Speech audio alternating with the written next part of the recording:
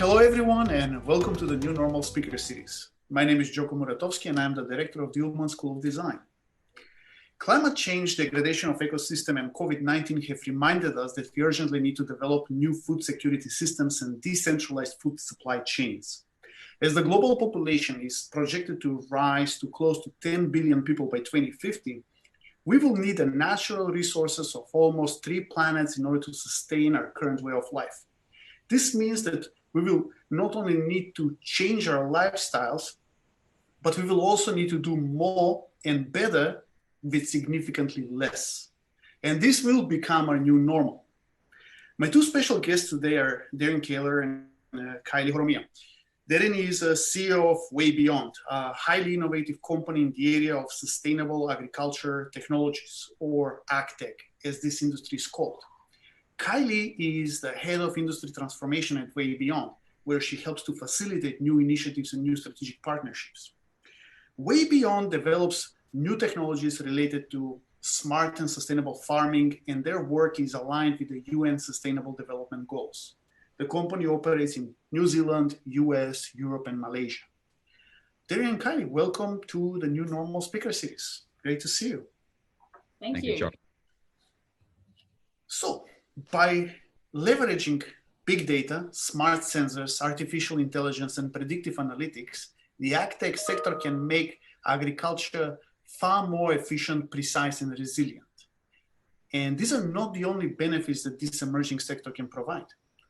Darryn, can you tell me a little bit more about the AgTech sector and how companies such as yours can help provide global food security? Sure. So look, I think I'll start by defining AgTech first. So there are many traditional companies that are in agricultural technology supply. If you think about companies like John Deere, they've been around for many, many years. And they are more traditional technology companies. Typically, when we think about AgTech, we're talking about new innovation companies that are employing more contemporary technologies, whether that's cloud, artificial intelligence, software. And this is important to understand because the industry itself is still very much one that is driven by mechanization and being analog, being manual. And that's probably quite shocking to most people to hear that when you consider how mature we've become in areas like consumer technology and financial technology. There's probably an assumption that farming and food production are in step with that, but they are not. They're around 20 years behind everybody else.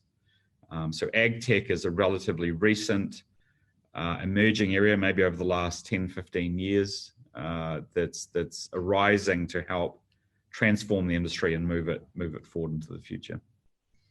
What would you say are the biggest problems of traditional farming? Some of the biggest problems, well, if I think about the ecosystem as a whole, there's massive disconnects between how governments are looking at food security and food production and the framework around that.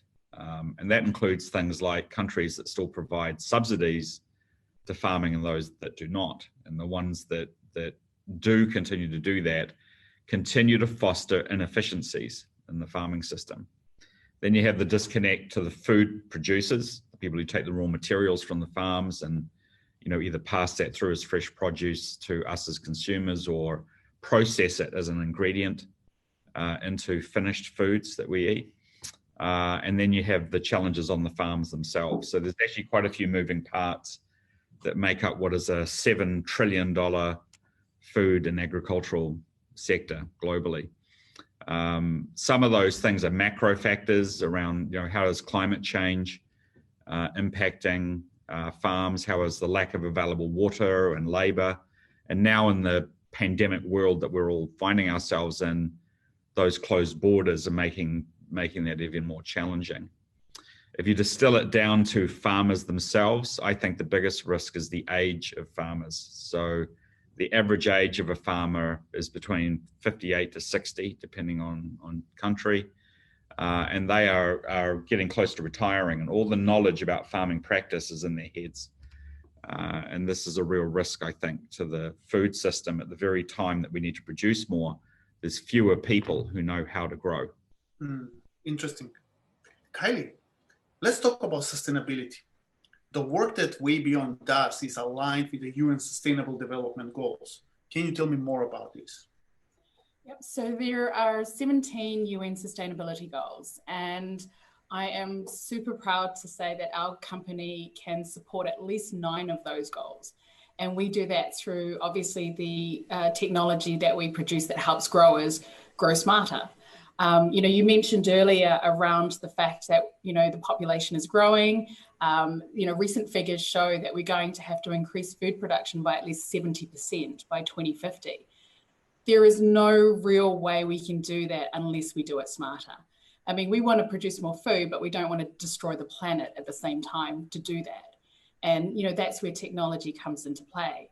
The 9 ones that we're keen to support are some of those big ticket items like zero hunger, clean water and sanitation, sustainable cities, climate action. When you look at zero hunger alone, the numbers show something like every year, 11 million children younger than 5 years old die from hunger and, hunger-related disease. That's ridiculous. Those are ridiculous numbers. And the fact that food producers, are also not directly related to, but when you look at the fact that we have 1.3 billion tons of waste, food waste every year, the numbers don't add up. 1.3 million tons of waste, 11 million children dying from hunger. So the system is not right. The system is inherently broken. And those are things that I think we need to be addressing, and why I think all companies should be supporting the UN sustainability goals. So when it comes to educating people on the importance of sustainable food production and smart farming, where do you think that we need to start? I would go for quite a holistic approach. I think you really need to go back to the children, and like way back in the early stages about how food is grown, educating things. I know that in Ontario, there's a private members bill that is being passed right now to look at, food education as part of the curriculum. That's fantastic. That's what all governments should be looking to do, because then when you go through, then once you start appreciating fruit and vegetables, then you need to start looking at how is it grown? What are the things that go into producing the food that you eat? So absolutely, I think we need to start sooner rather than later, and then implement it through education, absolutely through education. And then it will just, as those generations grow, their knowledge will also grow. Millennials and Gen Z are particularly attuned to issues related to climate change and sustainability. Why is it important for them to engage with the AgTech sector? Well, they're the future workforce. They're the ones that are actually going to be growing our food. As I get older, I'm going to be eating the food that's grown by the Gen Zs and the millennials. And so we actively need to engage them now. We need to use their passion that they have for technology, foster that passion, bring them into the industry, and really make it something that's going to work for businesses, for that generation, and actually for the planet, because they're the future workforce for us. Definitely, there is a lot of opportunity there, and there is no other company actually in this sector that actively tries to engage these demographics. So good on you. It will set pretty much the long-term success of the company. Given that aging markets and shifting demographics and all that is going to happen over the years. Absolutely. Darryn, a few years ago, you started the Crops on Mars Hackathon in Silicon Valley in California. Why was this an important event for you, and what were your takeaways from this challenge? Well, I mean, it was a very creative idea, and Kylie will remember that most people thought I was completely mad about doing it. But I mean, really, what it was about was this idea that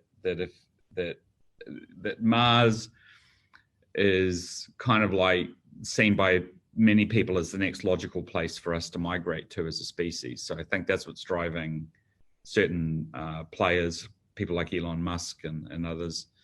And then when I started thinking about that, I started thinking about, on Earth, because of climate change, we're getting this exaggeration of conditions within which people are having to produce food.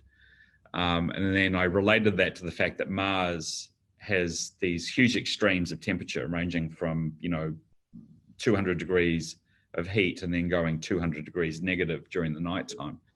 And that if we were to go there and survive as a species, we would need to figure out how to produce crops. And so we came up with this kind of summary line, which was, if you can grow it there, you can grow it anywhere. Meaning that if we could create solutions to help us survive on Mars, we could repurpose that technology to help us improve how we produce on Earth. That was basically the story. And so we got together with a bunch of partners in Silicon Valley.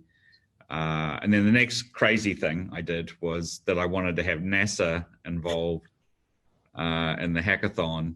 And we managed to get them on board. And we also got on board IBM, and we got on board Climate Corporation, and all these big players in the industry sent representatives to be sponsors and mentors and coaches and so on. The upshot of it all was that we also, and just on the Gen Z millennial thing, just to connect back to that, is that the majority of the teams that signed up, so we had 45 people competing in 10 teams over the weekend, and they were predominantly sort of aged between about 18 to 25. That made up most of the participants, and they were a cross-section of students from MIT, from Stanford, from Berkeley, and they were hybrid teams. So they weren't just plant scientists; they were technologists, engineers, entomologists. What that showed also is that solving these problems is multidisciplinary. It's not, trying to solve the food issue is not throwing software developers at it or throwing geneticists at it. It's actually a collaboration between all sorts of different skills to help us move forward. The cool thing was that these young thinkers, who are free of a lot of the kind of siloing that goes on as you get older in life, we're able to think outside the square, in terms of what type of solutions could we create. The winners ended up basing their solution on a pond weed called duckweed, which is highly dense in nutrients, and it grows very quickly.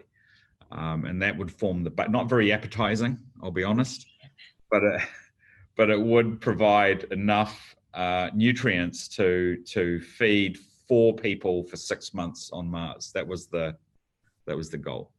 So that was what the hackathon was about. It was a very cool thing. We learned a lot from it, and we would love to do another one. I think that's fair to say. What you can learn from growing food in such extreme environments is something that you can use on Earth to combat food deserts. Yes. Deserts in urban environments, but you can also do that in parts of the world where just the soil and climate is not susceptible to growing like in other parts. So this is a very interesting. I think what we learned from it is that actually any effective solution, if you think about sub-Saharan Africa, for example, parts of India or Latin America, where the topography of those environments is very extreme as well. Extremes of altitude. There's not a lot of flat land available in a lot of places. And when people think of agriculture, they tend to think of big sweeping vistas of corn. But actually the solutions for a lot of these things are smaller modular systems that can be dropped in to lots of places. And then you can just build on those like Lego bricks, so if you want to expand it to support a bigger population, you just keep adding more of these modules. And that was very much the kind of approach by a lot of the teams for the Mars solutions involved that. But that to me was one of the technology takeaways for how do we apply that on Earth into these extreme environments. Because you just literally can just drop them in and not have to worry about how are you going to install this massive physical infrastructure to feed people. So that's the type of thinking that we need to have about the future of agriculture and food production. So in addition to this, what else is in the future of AgTech? What else we can expect to see from this sector? Well, the really cool stuff is like knowledge-based systems. So things that connect people and connect players in the ecosystem. And that's all done through, the cloud, but it's powered by data and information and knowledge. So I think the really fast-moving thing is going to be the idea that the systems become open, that there's a lot of connectivity between systems, whether those systems are government-based, NGO-based, food providers or resellers, and the farmers themselves. I think connections, how do we connect it all? And how do we connect it all digitally to make the transport of information and knowledge very, very much real time? And I think that will accelerate the way the food system works. And also it'll create transparency, because I think one of the biggest challenges of the food system is it's not transparent. And to be blunt, there's a lot of corruption in the system, especially when you're looking at developing countries. And it goes back to the point that Kylie made earlier, and the UN has talked about it a lot, but part of the issue with food, the imbalance in food distribution, is also because of corruption in the system. And by that, I literally mean if you send things to parts of the world where there is political unrest, those resources do not find their way to the population. They're routed off somewhere else, because of, profiteering, and that doesn't get to their people. So these are some of the more complex things that we could solve by very advanced AgTech systems that are integrated around the world. That's my vision of how it would work anyway. Mm-hmm.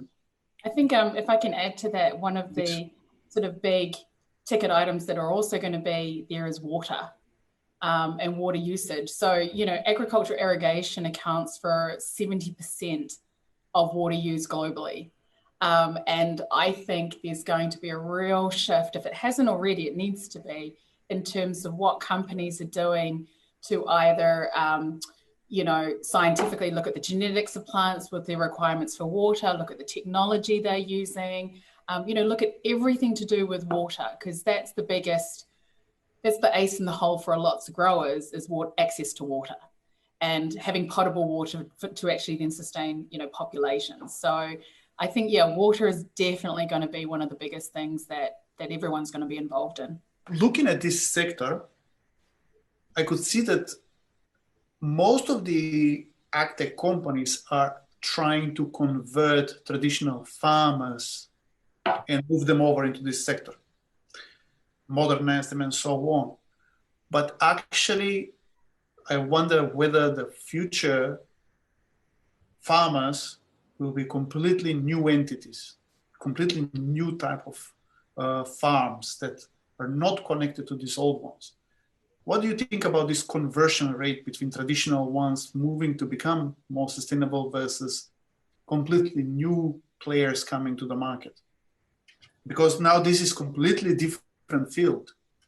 Yeah, it's an excellent question. I mean, what we're seeing emerge is, expressly in relation to new ways of farming, is, indoor vertical farming initiatives. So if you look at companies like Aero Farms out of New Jersey, or Plenty out of San Francisco, they are right at the bleeding edge of new types of farming systems indoors under lights. Then you have high-tech greenhouses being invested in. So in the US, the most recent one that's had a lot of high profile is App Harvest in Kentucky, 60 acres of high-tech greenhouse production, all designed to be more efficient, more sustainable, more renewable in the way that they operate. The challenge is that the footprint of the farming system globally is huge, and about 80% of farming is small farms, family farms, subsistence farming. most people, if you speak to people in China and India and anywhere where there's, you know, billion plus people, most families have to sustain themselves and then hope they produce enough surplus to then sell that surplus of produce to then pay for other things that their family needs. That's the reality of a lot of people in the world. When we're in the West, our perception of these things is governed through the way that we live, which includes the fact that most of us just experience food through going to a supermarket. That is not the way that it works for half the planet. And I think that we need to, there's a lot to figure out, but it's not necessarily new food systems. It's kind of going back to Kylie's earlier point. It's about education and knowledge and bringing them on the journey and introducing new technologies that can then bring them forward. It's the type of thing that the Bill and Melinda Gates Foundation kind of tends to look at as an NGO, is what resources and technology and approaches can they bring into those areas of the world. So I think we've got to think that there's actually two worlds. There's the developed world and how its food system works. And then there's the underdeveloped world where how its system works. And so to bring them forward, it's not one solution. There's no silver bullet. We have to look at different approaches for different parts of the world. Yeah, that's interesting. You also one of the few companies in this sector that pays a lot of attention to design and user experience. Tell me a little bit more about that. Where do you see the value and why is this important? Where do you see the importance? Well, I mean, I think that the importance is making it easy for farmers to adopt new technology and adopt new ways of doing things, because change is one of the biggest factors of resistance. Nobody likes change. None of us like change. So the thing is, when you're taking farmers who've been doing things a certain way for their whole lives, you know, change is a very confronting thing. And the food system itself doesn't want to change that quickly. So you've got to make it easy for them to want to do it. And a lot of agricultural technology has been typically developed by engineers. And engineers are great at building products, but not very good at building user experience, right? So the thing is that you've got to bring in professional designers to help think about what is the optimal, intuitive way for somebody to work with technology that gains them a benefit. And so we think a lot about making it easier for our customers to be able to use new technologies and new practices. So that's what really drives it, is that. And if you think about what's happened in consumer experience with mobile devices, we're trying to replicate that same type of simplicity where someone can use a piece of AgTech and not have to read a manual, you know, that it's just natural to use. I think as well, if you look at the fact that, again, the future workforce is the Gen Zs and the Millennials, that's who we are also designing for. They're the ones that are going to be using the technology that we're creating now. So, you know, we find out, what are they into? How are they using it? What's going to work for them? What can they bring to the table? And, you know, we do an annual controlled environment agriculture census every year. And one of the most interesting things to come from that is every year we have something on nearly 30% of new growers have entered the market. And of those 30%, a large proportion are younger than 30. So it is, you know, there is a whole new generation already coming through that are bringing with them their expectations of what they want to see and how they want technology to be. So, you know, so for us, it makes sense absolutely to engage with this generation. And it's interesting in our own business, because we've just gone through a recruitment phase at the time of this call, where, you know, we've brought in 15 new people, and most of them are aged between 22 to 35. I mean, and so by having that kind of bias in our own business, it actually helps, you know, us create solutions that are more in tune with Gen Z and Millennial, because the people developing them are also Gen Z and Millennial. So they've got a natural orientation to want to try and embed the way that they would do things into the software that they develop, for example. So I think that's quite important. That's not to say that people who are, you know, Gen X or boomers don't have something to contribute to that, but you kind of need to line up a culture in a business that also fits with the audience that you're trying to appeal to. I love that you're future-proofing your sector by creating an entirely new generation of farmers. It's very impressive. Kylie, what kind of challenges and opportunities do you expect to encounter in the near future? You mean when there's not a pandemic, or including a pandemic? Well, in terms of post-pandemic world, let's say, well, now it's one set of challenges, after that will be another one. Just generally in terms of where do you see the sector going next, and the type of obstacles that you can expect? I think, it's no secret, probably in the last 10, 20 years, the biggest challenge for any grower is labor. And I don't see that changing anytime soon, especially with obviously restrictions for travel. But the thing is I think with any challenge, it gives opportunity for innovation. And it's a chance for any business to look at alternatives, to come up with new solutions. I know here, particularly in New Zealand, that, there's a mass recruitment on getting, local people in to do some of those harvesting, to work in areas that are going to help the industry. We're doing a big push here in the business to, get out and into the universities and educate young people who are thinking about a career to get involved in agriculture. We're looking to, define what agriculture is. It's not the traditional definition any longer. It is really different. As Darryn mentioned, we have young people in the business that are, software engineers, but for them, they work in agriculture. They are agriculturalists because they help people grow food.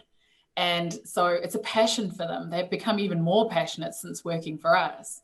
And so I think, we can encourage young people to think outside of planting in the soil to, helping with technology or helping in other ways, marketing or finance, or just being involved in the entire infrastructure of agriculture.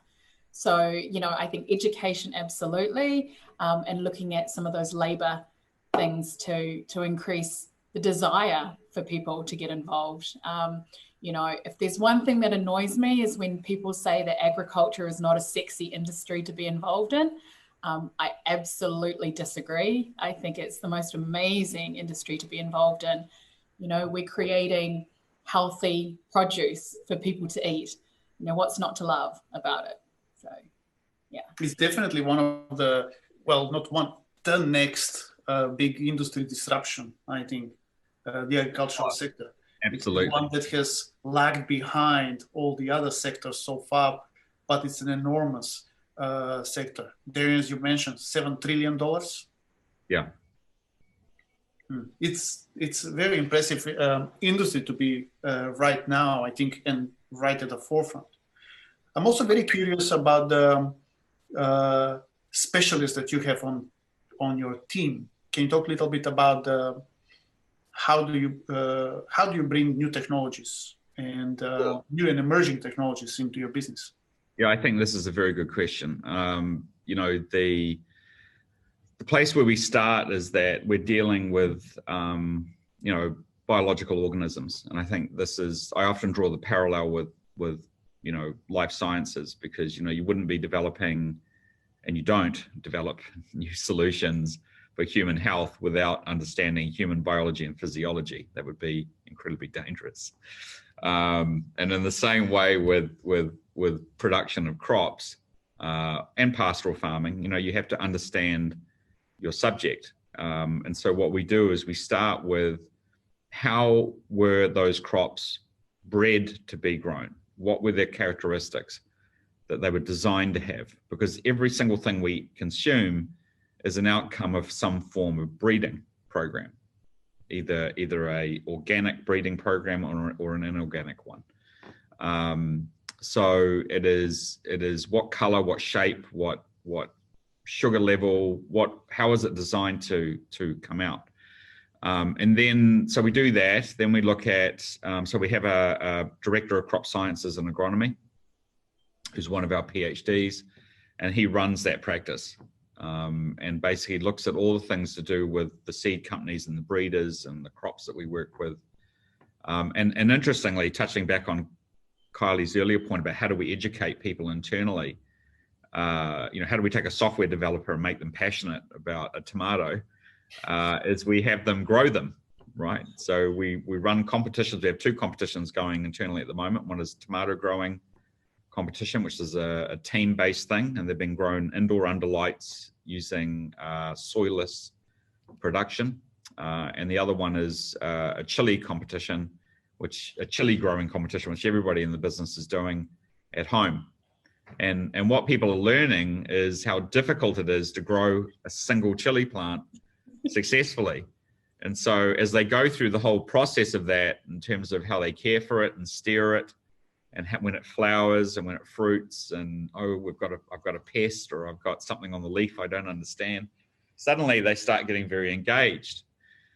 And we communicate on these things internally using our own technology, and then we say to them, well, imagine that times 10,000, 100,000. This is the life of a grower. They've got to be able to deal with all of that, but at a massive scale. And so you have to think about what we develop. How does it relate to that reality? So this is very important. We have a director of data science and artificial intelligence. So that's like, the kind of the fuel of our approach is data. How do we take everything about whether it's the crop, the practices that grow the crop, the environmental data, how do we use that to basically create a better outcome for the crop and for the grower? And then finally, there's the technology itself, which is more about how do we deliver the service to the grower. So those are the 3 kind of areas that we leverage. It's absolutely cool. And we're always learning new stuff as we go, just because of the fusion of those 3 disciplines. I love it. I love your methods. Well, this was inspiring. Thank you so much for sharing your insights and experience with me. Darryn and Kylie, it was really a pleasure having you as guests today. Thank you for the opportunity, Gjoko. I really appreciate it. Thank you. Pleasure.